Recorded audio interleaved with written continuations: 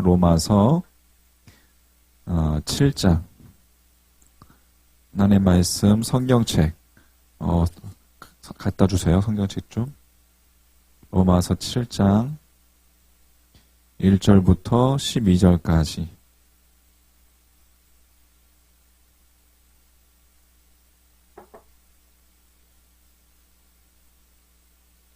자, 로마서 7장 1절부터 12절까지 우리 한 목소리로 무슨 이야기하고 있는지 천천히 한번 같이 읽어보도록 하겠습니다. 로마서 7장 1절부터 12절까지.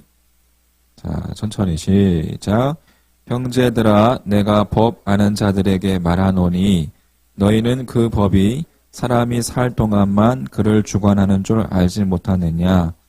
남편 있는 여인이 그 남편 생전에는 법으로 그에게 매인 바 되나 만일 그 남편이 죽으면 남편의 법에서 벗어나느니라.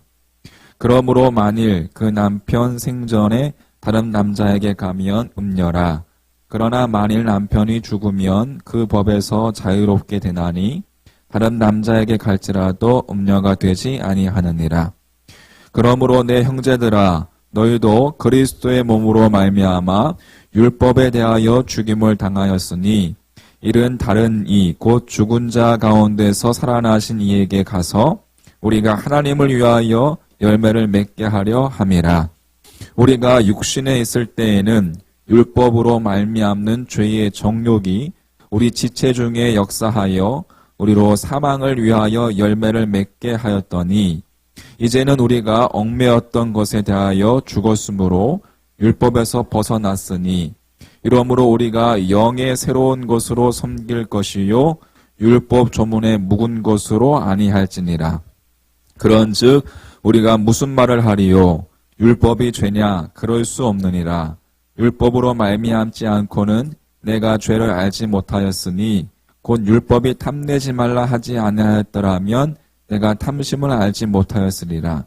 그러나 죄가 기회를 타서 계명으로 말미암아 내 속에서 온갖 탐심을 이루었나니 이는 율법이 없으면 죄가 죽은 것임이라. 전에 율법을 깨닫지 못했을 때에는 내가 살았더니 계명이 이름에 죄는 살아나고 나는 죽었도다. 생명에 이르게 할 그 계명이 내게 대하여 도리어 사망에 이르게 하는 것이 되었도다. 죄가 기회를 타서 계명으로 말미암아 나를 속이고 그것으로 나를 죽였는지라. 이로 보건대 율법은 거룩하고 계명도 거룩하고 의로우며 선하도다. 아멘. 자, 예배드림에 감사합니다. 1000번째 하셨습니다. 자, 오늘 로마서 7장 우리 읽어봤는데 약한 모습 그대로라는 제목을 한번 말씀을 나누고자 합니다. 율법을 다 지켰다고 말하는 사람이 있을까요? 분명히 우리가 율법은 몇 가지 율법은 지켰을 거예요. 하지만 우리가 율법을 전체 다 지킬 수는 없습니다. 찾고 찾으면 허물과 죄악을 우리 안에 발견할 수밖에 없는 거죠.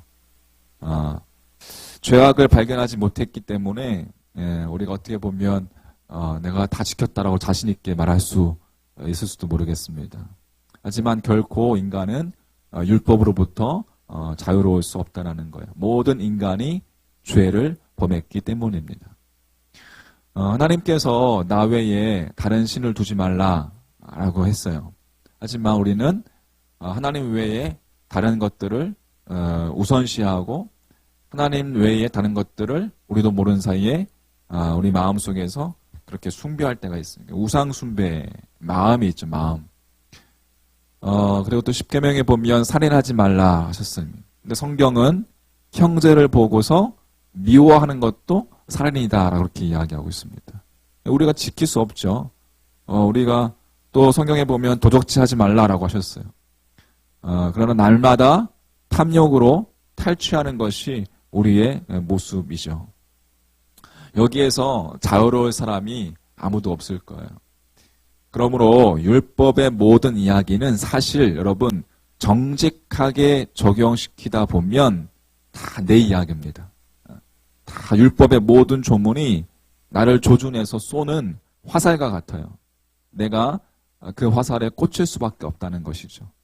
우리는 매일 다른 사람을 형제를 미워하고 욕하고 그렇게 성경에서 이야기하는 도적질, 살인 등등 우리는 정직하게 율법을 적용시키면 모든 조문이 나를 향해서 화살을 쏘는 것 같은 그러한 모습으로 다가올 수밖에 없다는 거예요. 왜냐하면 로마서 3장 10절 말씀에 보면 의인은 없나니 하나도 없다라고 말씀하고 있습니다. 그 말씀이 정확하게 맞는다는 것이죠.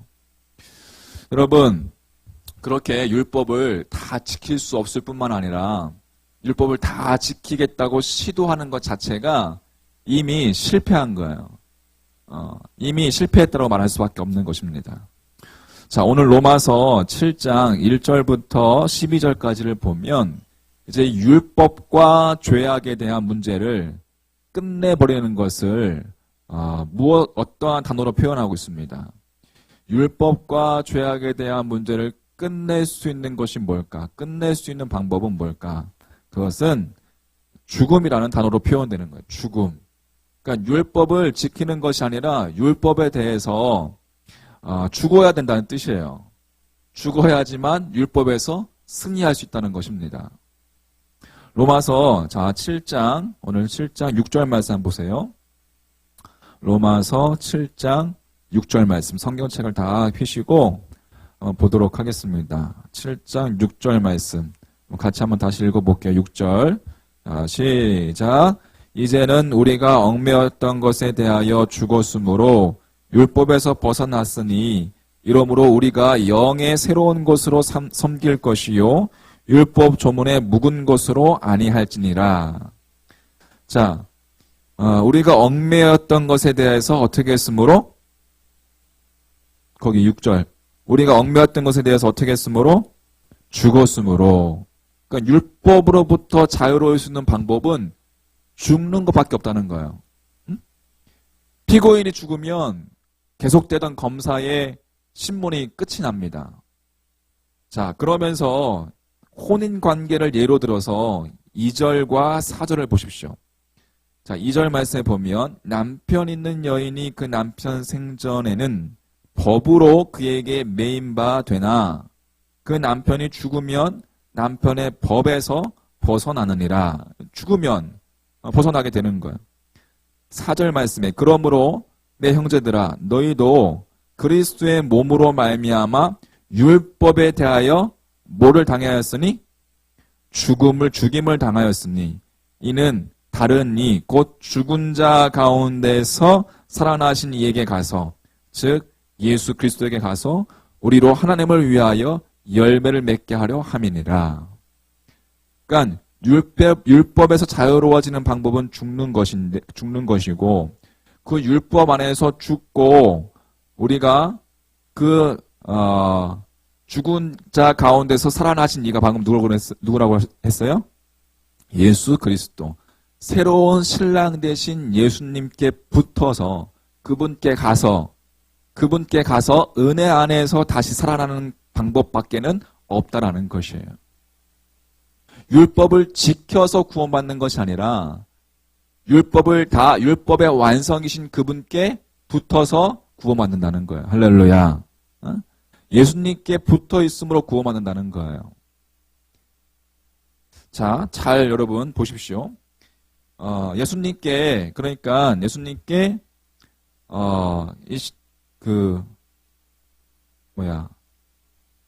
가는 모습을 통해서 회복되는 방법밖에 없다라는 것. 죽어야 산다는 것입니다. 죽어야 산다는 것. 자, 그러면 죽는다는 것의 구체적인 의미가 무엇일까요? 죽는다라는 것. 두 가지 정도로 오늘 살펴보도록 하겠습니다. 하나는 죽는다는 것은 여러분 우리가 욕심에 대하여 죽는 거예요. 뭐에 대해서? 욕심에 대해서. 욕심이 여러분 죽으면 악한 마귀가 우리를 넘어뜨리려고 시도해도 넘어질 수가 없는 거예요. 욕심이 없기 때문에. 그 시도들이, 마귀의 시도들이 힘을 잃어버리게 됩니다. 자, 오늘 다시 한번 보세요. 5절 말씀 보세요.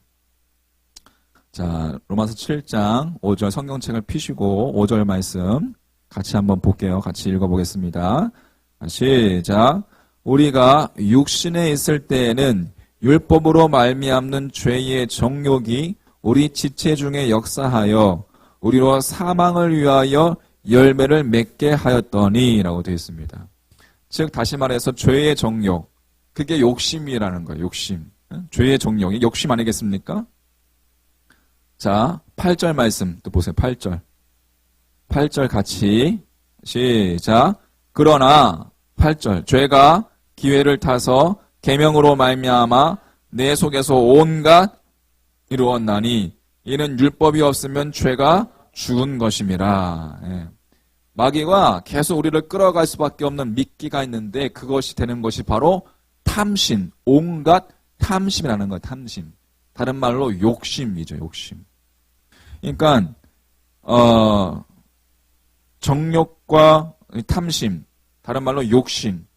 이 욕심. 사람들이 여러분 사기를 당하는 이유를 이렇게 알아보면 사기꾼의 능수능란함도 있겠지만 사기를 당하는 사람의 욕심이 있습니다. 사기 당하는 사람에게도 그 욕심이라는 그 원인이 있어요. 사기꾼이 대부분 그것을 이용합니다. 그게 뭔지 아십니까, 여러분? 욕심. 얼마 내놓으면 얼마 벌 수 있어. 얼마 하면 몇 배로 불릴 수 있어. 그 욕심이 나서 그 말에 그냥 속는 거예요. 여러분, 근데 실제로 여러분 그런 일들이 가능합니까? 몰라, 나 안 해봐서 모르겠지만. 우리의 상식에서 벗어나는 일들을 보면 대개 그 속에는 함정이 있어요. 함정이 있고 속임이 있고 문제가 있는 거예요. 그런데 그 욕심 때문에 그러한 정보는 무시해버리고 그냥 속아 넘어가 버리는 거예요. 그러면서 쫄딱 망하게 되는 거예요. 욕심이 잉태한즉 죄를 낳고 죄가 장성한즉 사망을 낳느니라. 말씀 그대로 그렇게 되어버리는 거예요. 욕심이 우리를 넘어뜨리는 거예요. 자, 하나님의 말씀이 우리에게 정직하게 살라고 하면 정직하게 살면 됩니다. 그런데 하나님 앞에서 정직하게 살지 못하는 이유 중에 하나가 이 욕심, 우리 안에 있는 욕심. 그래서 그 말씀과 욕심이 충돌하면 우리는 말씀에 끌려가기보다는 욕심에 끌려가는 경향이 있습니다. 그게 죄의 본질이에요. 죄의 본질. 항상 욕심에 끌려갑니다. 그래서 로마서 7장에서 이야기하는 그 죽음이라는 것은 그 욕심이 죽는 거예요. 욕심을 죽여라. 욕심이 죽으면 말씀이 들려오기 시작하고 욕심이 죽으면 말씀대로 따라가는 지혜로운 인생이 된다는 것입니다. 그러니까 여러분, 육체와 함께 그 정욕과 탐심을 십자가에 못 박아야 돼. 갈라디아서 5장 24절 말씀처럼 그리스도 예수의 사람들은 육체와 함께 그 정욕과 탐심을 십자가에 못 박았느니라. 할렐루야. 욕심을 십자가에 못 박아야 그래야 승리하는 삶을 살게 된다는 거예요. 말씀대로 따라가는 삶을 살 수 있다는 거예요. 여러분, 십자가에 욕심을 그렇게 못 받는 여러분과 저의 믿음의 모습 되기를 주의 이름으로 간절히 축복합니다. 두 번째, 성도가 죄에 대하여 죽는다는 것은 그 욕심에 대하여 죽는 것이고, 한 가지 더 이야기하자면 죽는다는 것은 자기 자신의 약함을 그대로 받아들이는 것이. 하나님 앞에서 여러분 기도할 때 이러한 이야기를 하지 않습니까? 하나님, 왜 나를 변화시켜 주시지 않으십니까? 왜 나를 강하게 만들어 주시지 않으십니까?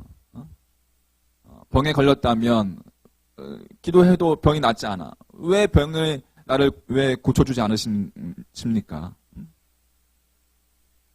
그렇게 기도할 때가 있죠. 가난하다면 하나님 왜 물질을 채워주시지 않으십니까? 다 그렇게 이야기합니다. 그러나 하나님께서는 그대로, 그 약한 그대로 사용하시려는 거예요. 약한 그대로 사용하실 때가 더 많다는 이야기입니다. 하나님께서 우리를 강하게 하시지만 강하게 하시기 전에 전제 조건은 뭐예요? 약함이죠. 약한 모습이 있을 때 강해지는 것이지. 그냥 태어날 때부터 강한 사람이 있습니까? 있으면 한번 손 들어보십시오.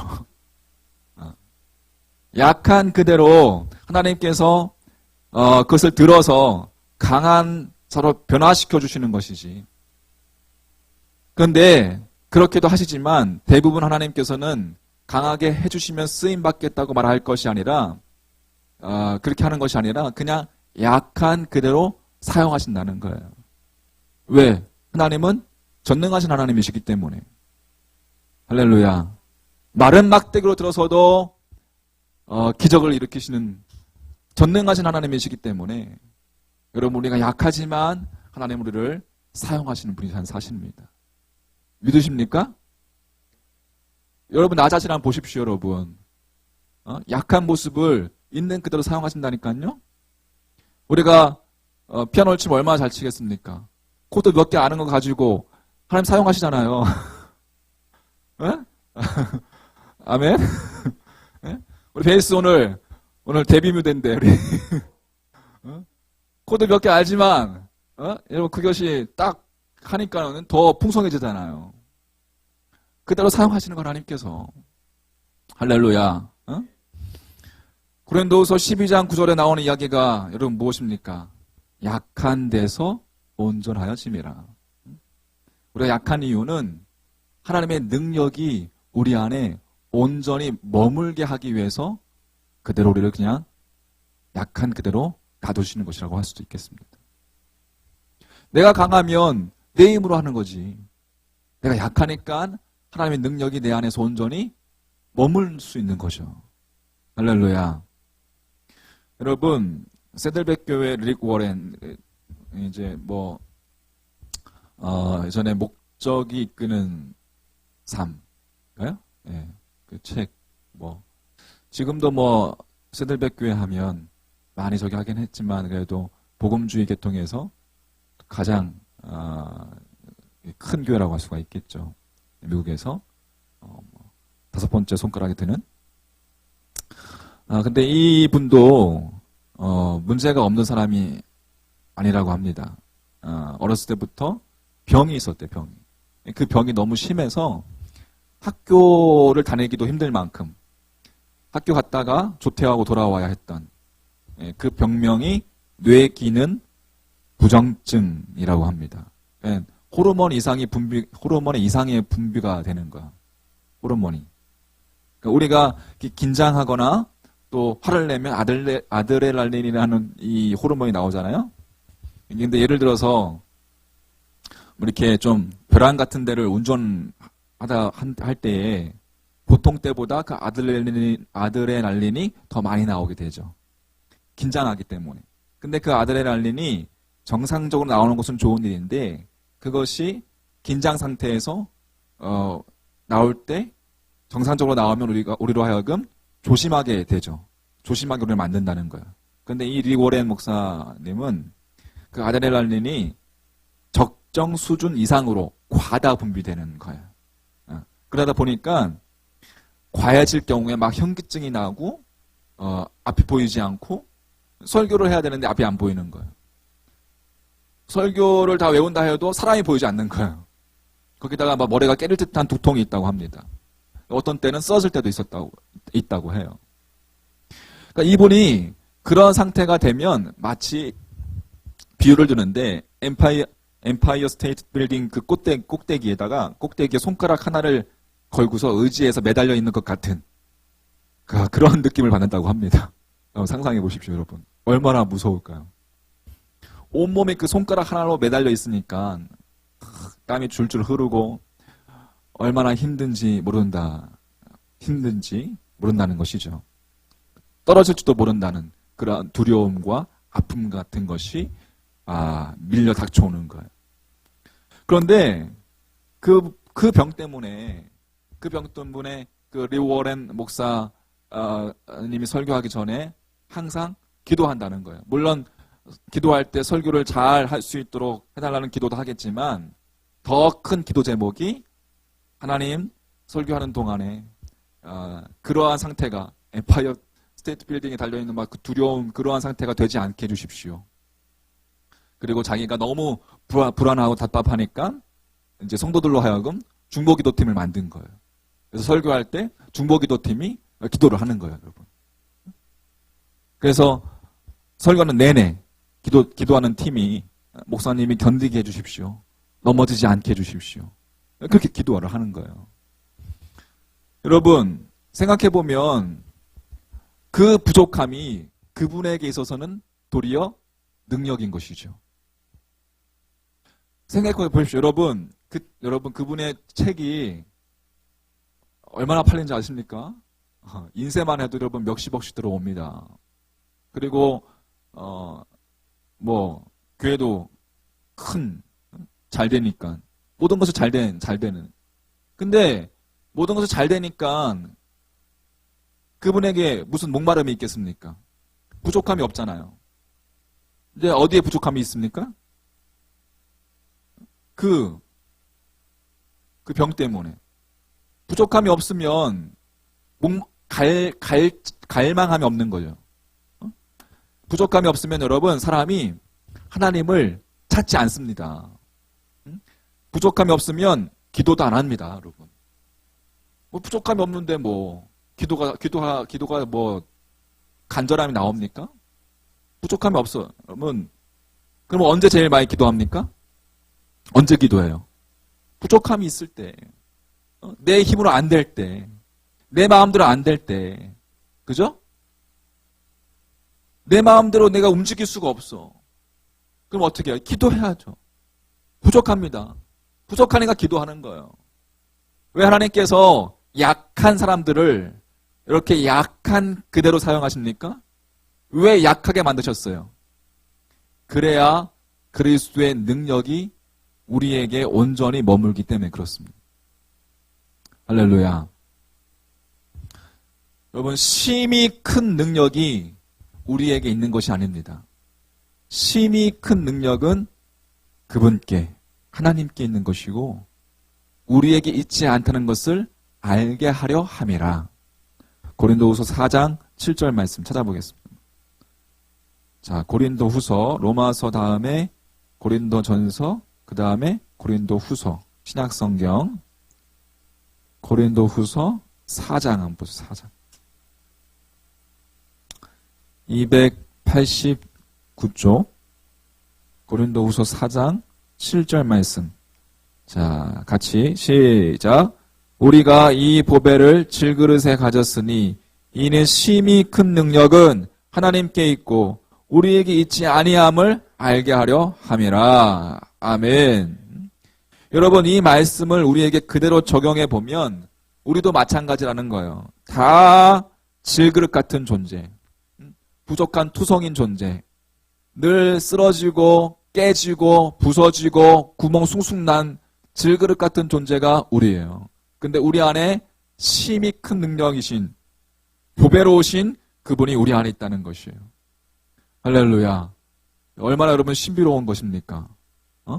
질그릇 같은 내 안에 견고한 보배로우신 보석과 같은 예수 그리스도가 내 안에 계신다는 거예요. 여러분, 하나님께서 그 부족한 투성이지만 그 가운데서 하나님께서 일하시는 이유는 능력의 심히 큰 것이 하나님께 있고 우리에게 있지 아니하는다는 것을 알게 하시기 위해서다. 할렐루야. 고로 우리는 하나님 앞에 그러면 어떻게 나아가야 돼요? 주님, 내 모습 있는 모습 그대로 주님 받아 주시옵소서. 부족한 그대로 주님 사용하여 주시옵소서. 그렇게 나아가는 거예요. 그것을 하나님께서는 귀중히 여기시고 그것을 하나님께서는 보배롭게 여기신단 말이에요. 할렐루야. 그게 율법으로부터 나 자신이 죽는 거예요. 내 힘으로 하는 것은 율법이지만 내 힘으로 하는 게 아니라 하나님께서 내게 주신 은혜와 하나님께서 내게 주신 능력과 은혜로 능히 감당할 수 있는 모습으로 나아가기 때문에 우리는 율법에 대하여 죽고 은혜 안에 살아가는 삶이 되는 거예요. 그것은 하나님께서 가장 기쁘게 여겨주시는 것입니다. 할렐루야. 그러므로 여러분 자만할 필요 없어요. 교만할 필요 없어요. 여러분 항상 겸손해야 돼요. 항상 남을 나보다 더 나았게 여겨야 돼요. 할렐루야. 자, 정리해 보겠습니다. 우리는 율법 안에서 죽고 예수님께 붙어 은혜 안에서 다시 살아나는 방법밖에는 없습니다. 그게 여러분 구원의 길입니다. 죽어야 사는 거예요. 두 번째, 죽는다는 것은 욕심에 대해서, 탐심에 대해서 죽는 거예요. 아무든지 나를 따라오려거든 자기 자신을 부인하고 내가 사라지는 거예요. 내 이름이 드러나는 것이 아니라 주 예수의 이름이 드러나는 거예요. 할렐루야. 욕심에 대하여 죽는 것이고 그리고 자신의 약함을 그대로 받아들인다는 것. 그것이 율법에 대해 죽는 것이요 은혜 안에 사는 것이다. 할렐루야. 이 믿음을 가지고 여러분 주님 안에서 여러분의 믿음이 조금 더 성장하는 믿음 되시기를 주님의 이름으로 간절히 축원합니다.